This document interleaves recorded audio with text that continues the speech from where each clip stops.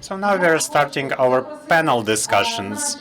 I'm going to invite our speakers. The first person is Ms. Hannes Astok, Executive Director from EGA, Laura Luht, Estonian Embassy in Ukraine. One of the most exciting persons for me, Ms. Kateryna Chernohorenko, Chief Digital Transformation Officer from Ministry of Defense of Ukraine. So let's applaud to Ms. Kateryna. What's a meeting? We're open-hearted, and we are inviting Mr. Yurii Kozlov, Deputy Director General from the State Enterprise Diia.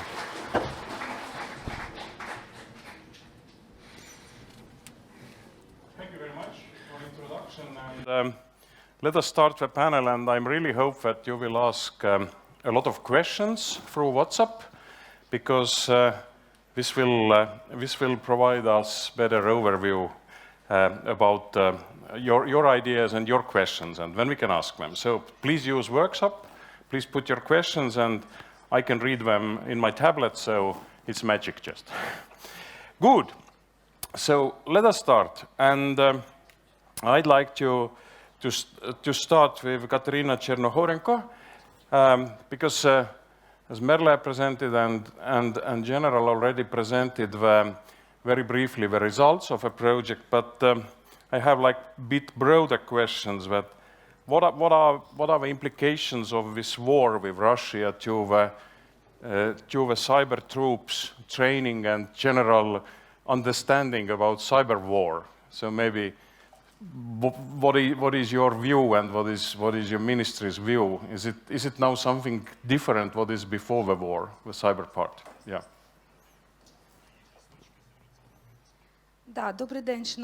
Yes, thank you, dear colleagues and dear forum participants. Thank you for your question. And thank you that you have started with me. Indeed, Ministry of Defense of Ukraine should be coordinated in their activities, as we call this, in the cyberspace, in the cyber domain. We understand that the full-scale war is going on there, and we shouldn't just respond to enemy's activities. We should forecast its next attacks, assaults. I like to make forecasts, and we consider that with such huge challenges, we should fight with very specific steps, and we are doing these steps. I would like to inform you about our steps. First of all, according to the general plan and Prime Minister's resolutions, we are building MinCert. So this will be a very important coordination institution for us, for the Ministry of Defense of Ukraine, to cope with cyber incidents and to provide mutual work. So we are going to get our capacities within 4 months, and this should be the first unprecedented step for Ministry of Defense of Ukraine to gain the maximum capacities in this field. What we managed to do during this time, we've built the Security Operations Center, and he can pretty much effectively respond to the enemy's activities I was expected to have here our war heroes, so I appreciate them and I'm trying to organize their work. And indeed, they're real heroes. So we are going to develop human capacities to exchange experience with our partners and to move forward in this direction. Our ministry have done its home task. We've developed changes to the draft law, which is very essential and stable step to get our autonomy in this field. So I would like to point out two moments. First, the Ministry of Defense of Ukraine will be able to form its own defense profiles for the first time in the Ukrainian history. And second, we will be able to deploy in cloud systems abroad. One of the most important changes for us is the critical is that we are lacking infrastructure very much, and to protect information with some secret levels. So the point is how fast we can deploy our infrastructure and our facilities, and how we can protect our tools for this. Wartime is always good ground for innovation, because you are rushed to do the things, and you can make also, you can fail also, because no one is blaming you, because there is no time to make a big plans, but rather be innovative and fast. So, Lauri, you are working as a cyber attaché in Estonian embassy in Kiev. So, and I know that Western countries are very much pushing cyber support for Ukraine. And I know one of your tasks is to coordinate those plans. So how you see how it's evolving, both for the military and civil side, because we cannot probably split cyberspace very much what is military and what is civilian. If civilian critical infrastructure is attacked, it affects, it's military, it might be military decision and affects very much civilian side also.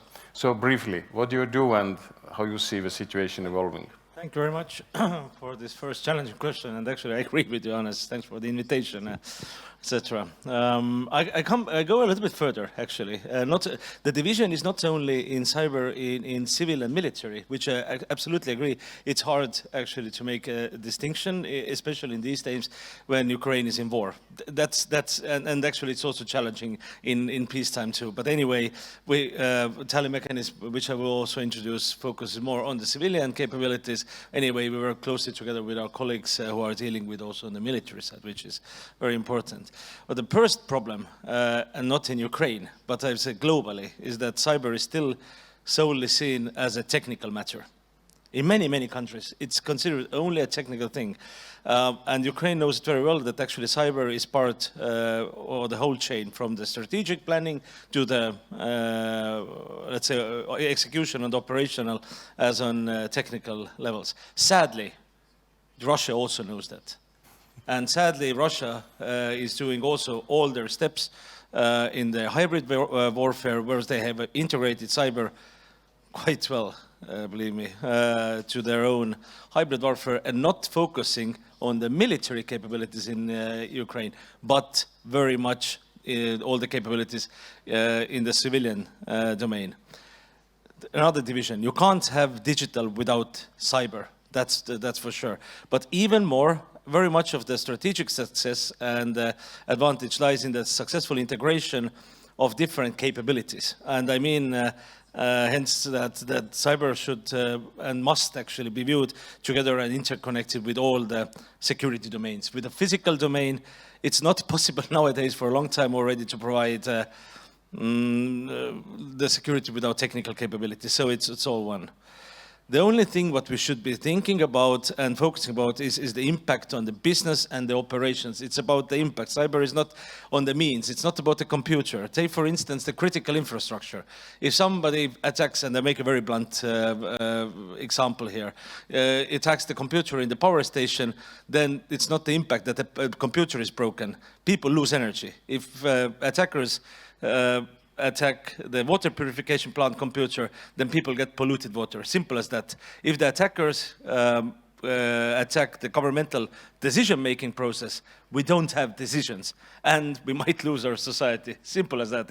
It's not some kind of computer business, and this is something what I always want and need to stress. And still, I'm talking about it for almost 10 years, but let's say a few countries like Ukraine, I'm very happy of my own country, Estonia, and some others who have understood it. So like I mentioned before, the solution lies in the integrated approach and the best combinations. We should be developing and organizing smartly capabilities in our security domain, not technical systems, but to the whole of society. Cybersecurity is long time already not a technical security, it's about societal security.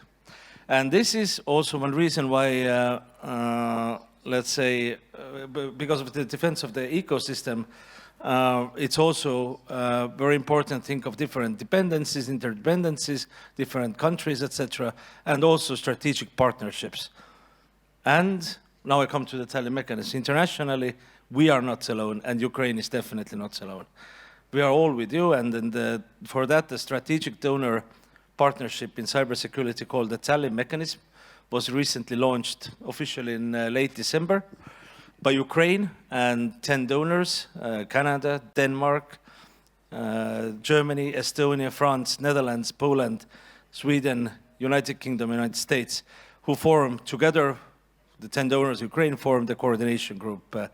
And the tally mechanism aims to support Ukraine on the cyber needs, on the, let's say, of course, on the civilian side, according to the coordinated needs received by the Ukraine.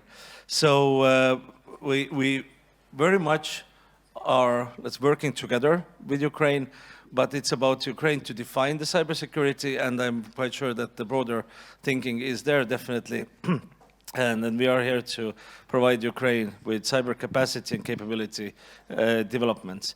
My role here is to be the humble front office to serve all the 10 nations and to work together every day with Ukraine. We also have a back office in Poland, and like the coordination group who does make the strategic decisions together with Ukraine a few times a year is something where we all meet also. But the work is ongoing.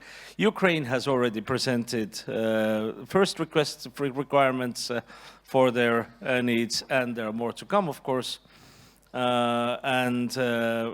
Let's say Ukraine is also in the development for the information system to collect, systemize, and then also forward their needs for cybersecurity for the donor countries and for their resilience development. And very recently, which I'm very happy to notice, that Ukraine adopted last Friday a decree in the Cabinet of Ministers which establishes officially the interagency working group for the coordination and to manage the international assistance for cybersecurity. And that's a huge development, actually, seeing that Ukraine has done a big step.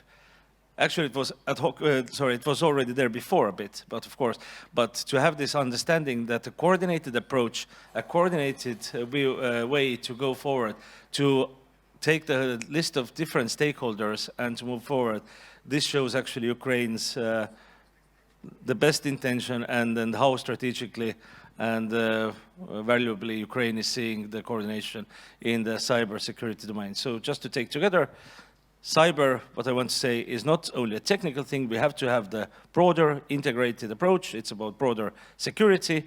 It's about valuable and practical combinations, as well as meaningful and actionable partnerships. And that's what we are trying to do here and actually are doing. Thanks. Okay, thanks, Lauri. But now turning to Yurii Kozlov, who is Chief Technology Officer in State Enterprise Diia. So, Yurii, you have been working with government solutions for many years, and Yuri's, I know, pet pet child or main topic has been digital identity and digital signature issues for many years. So he's a grand old man of digital identity of Ukraine, or not that young, not that old actually. But Yurii, how you evaluate like a digital services development during last couple of years? What you admire, or what is still missing? What went wrong? What you do differently? I should say that definitely the development has been really remarkable, but maybe some internal perspectives from Diia.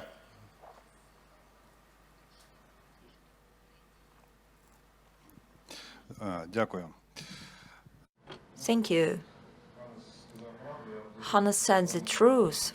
I have been working with the digital identification and development of e-services for a long time. So the spectrum of my responsibilities has expanded significantly.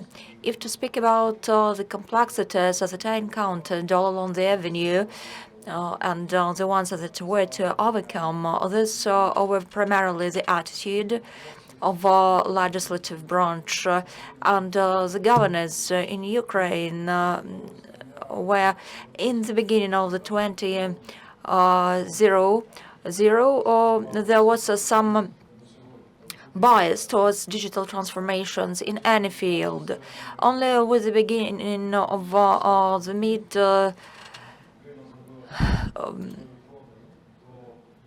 let's say 2010, 2015, Ukraine made a leap step towards recognition of international standards in digital identification, where Ukraine, while being at some intermediary stage, witnessed that it was the very right step and we're moving forward in the right direction.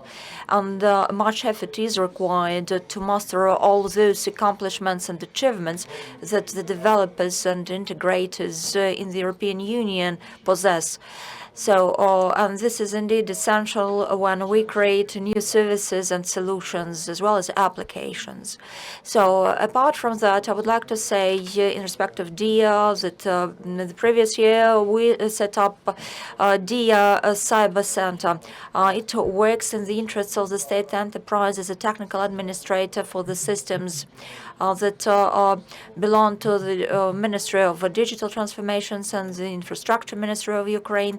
All across Ukraine, we covered all of the civil infrastructure that's available, and our task is around portal Diia and website as well.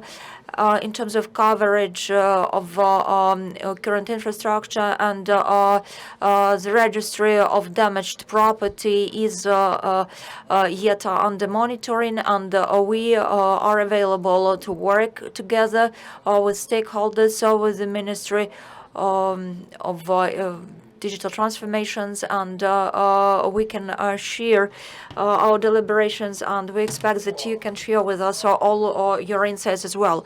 So speaking about the mandates that we set out before of us for 2020, we continuously support the transition from the context of information protection towards creation comprehensive framework for information protection that is created in line now with regulations in terms of protection of technical data. Back in 1990s, these regulations were established, and today we handle building up digital infrastructure following standard 20.1. So we finalized building up the system of information protection that by its nature covers the state enterprise Diia quite a lot. It's not concentrated on some spot solutions from the point of information protection in some specific information systems, but we make an attempt to set up some system that will cover all the processes, starting with the managerial processes down to document flow, and also financing and information security in the systems that we service. Now we have started the process of certifying internationally the system of information security. And we set out to receive a certificate following the standards of 2020. And the next is the standard following the trust services standardization. And in our case, the trust services, in case of Diia, proves that everything what we do in terms of trust services will be done in line with the qualified and competent standards that will be done in alignment with what our colleagues in other states have. So, and if you have some questions, you're more than welcome. Thank you. I think the Diia app and its usage has been like a really globally remarkable success story, as I understand, 19 million people are using it, so it's roughly half of a population, whole population of Ukraine. So I haven't seen any country where half of a population is using government app. It's a really success story. And then now other figure, what I want to bring up is this 5 billion transactions what are made through Trembita. So if we calculate that one transaction will save €1 or 40 hryvnias. So this means that Ukraine as a society has saved like 200 billion hryvnias already, just not doing stupid things, printing papers, walking to office, waiting in line, so people can concentrate to the work, to the war, unfortunately also, but also for many other things. So it's really like saving a huge time from the people. So really congratulations for this success story. But returning to the innovation issues, and I want to turn to Kateryna, that maybe you can bring some good stories about the innovations, what you have done in Ministry of Defense, like digital innovations, definitely, during the last years, and what could be shared with the public here.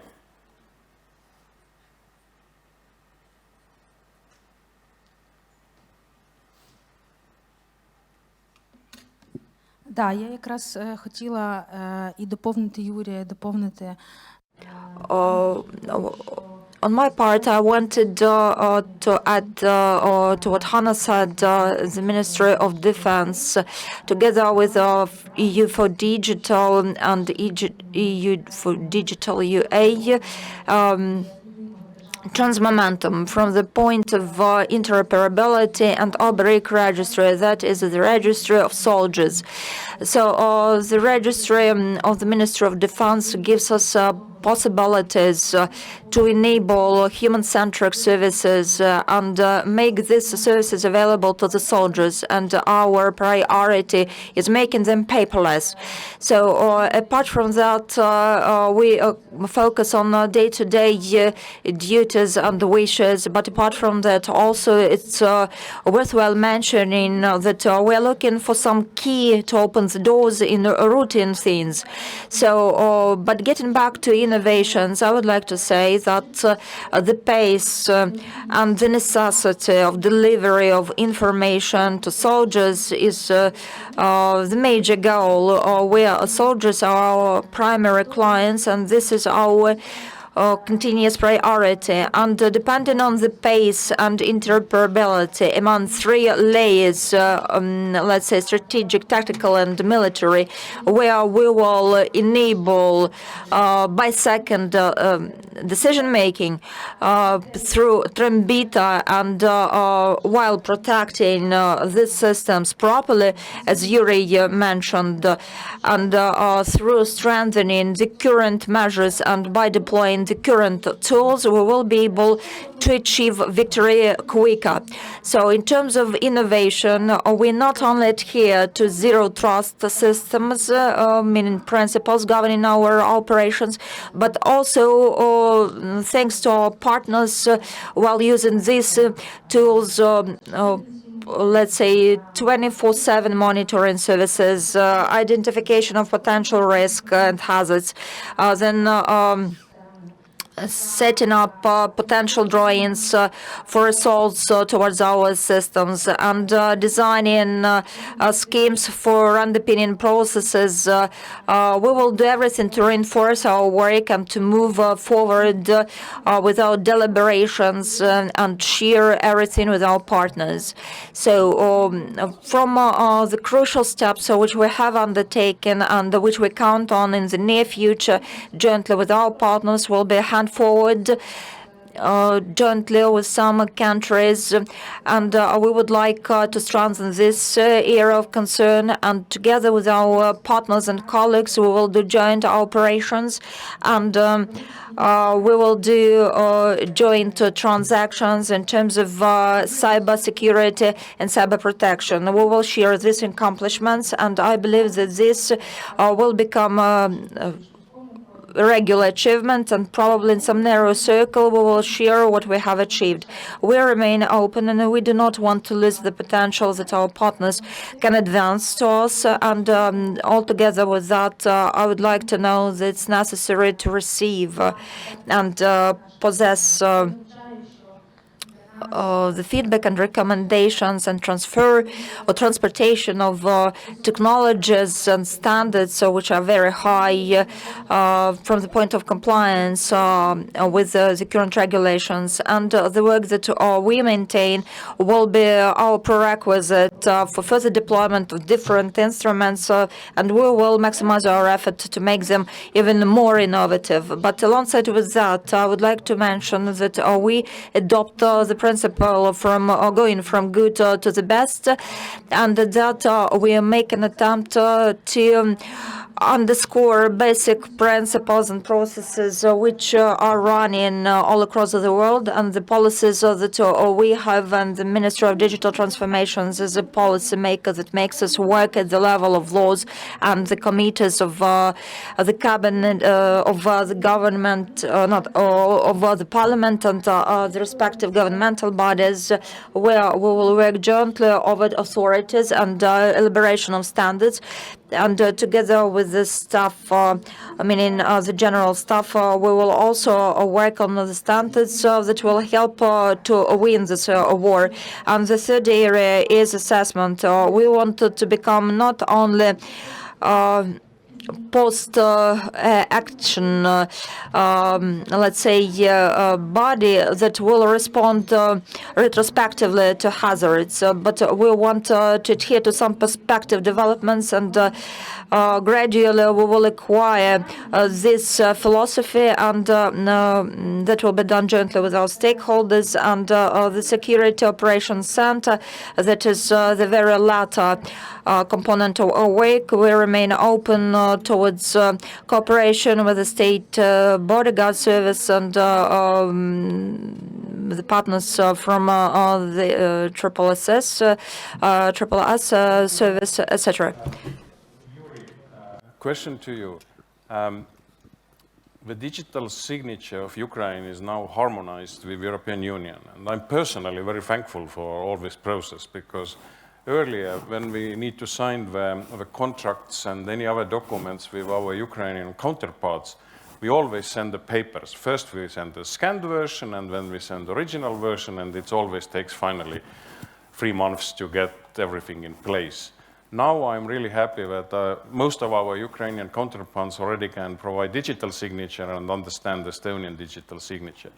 So do you have any statistics, as we like to have short answers as we have 4 minutes left only? Is there any statistics already how many digital signatures are like shared with European counterparts in any business, or how much time and energy and money people have saved already from it?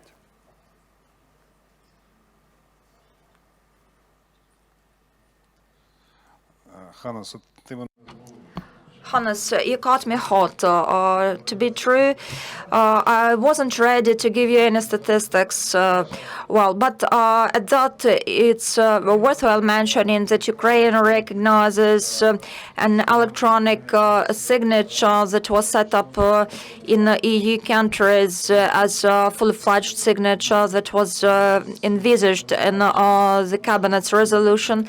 And on the other hand, our joint work with the Ministry of Digital Transformations and the EU for Digital project proves that we have achieved interoperability at the level of technological dialogue, where the signatures which were established in Ukraine can be checked technologically in the EU. And today we pass the steps that lead us to certification of a service provider, and for this purpose we need to build up the information protection, information security system, and you need to pass respective proceedings, and that should be done in line with the EU standards. We should pass a certification of cryptographic protection instruments and ensure verification with them, so that this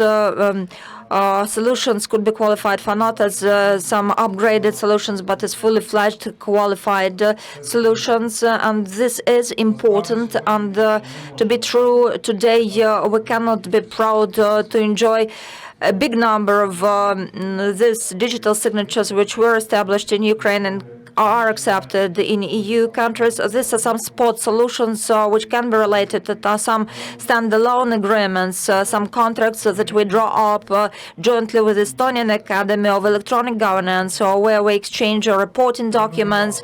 We trained by ourselves. There are some failures though, and there are some differences in technological solutions, in these tools that enable creation of cryptographic signatures, and at the level of partnership, this difference is clear. To make it widespread, it's necessary to join, in my view, business into this dialogue, both in the EU and in Ukraine as well. This should be done in case where the electronic document turnover is mentioned, and we should also look into such possibilities when it goes about signing documents or cooperation with counteragents. So these businesses function in Ukraine in the частный system. Document flow functions well, and it has incorporated digital signature and operates based on interoperability with the EU as well. And first we should start with communication, create some collaboration, and find some partner in the EU. In Estonia, for instance, probably we will start with Estonia at that, and we will be able to expand in terms of covering users of signatures for such documents. But to be brief, I would like to say that ultimately, just to wrap, what is essential in achieving is human resources. That's thanks to our people, and I would like to extend my compliments and a huge and deep words of gratitude towards the project team that provides expertise in terms of all spheres where we work in. So it goes about interoperability, huge spectrum of services where we're involved, and everyone whom I have seen, probably I have hopes that we will continuously work together and bring into life our joint projects. Thank you. I agree with you, Yurii, that it's not only work with Ukrainian businesses to push them to use more digital signature, but it's also work with various European companies and countries to use more digital signature. This is also missing very much. Very last question, 30 seconds for Lauri. After 1 year, we will have a meeting here about finalize another project, DT4UA, most probably same format, same guests, and I will ask after 1 year what you have achieved. But now I will ask what you want to achieve during next year. What's your dream after 1 year on your work and in Tallinn mechanism and cyber coalition to support Ukraine? To support Ukraine to the maximum. Simple as that. the whole mechanism aims to support Ukraine on the coordinated needs from Ukraine.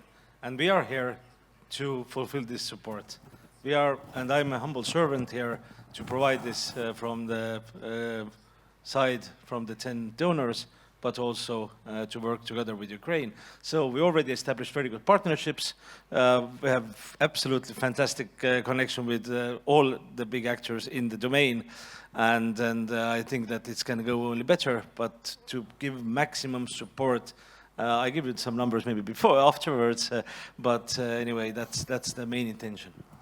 Thank you very much. Thank you all panelists, Kateryna Chernohorenko from Ministry of Defense, Yurii Kozlov from State Enterprise Diia, and Lauri Luht from Estonian Embassy. Thank you very much for this great discussion, and now you can get coffee. Thank you very much.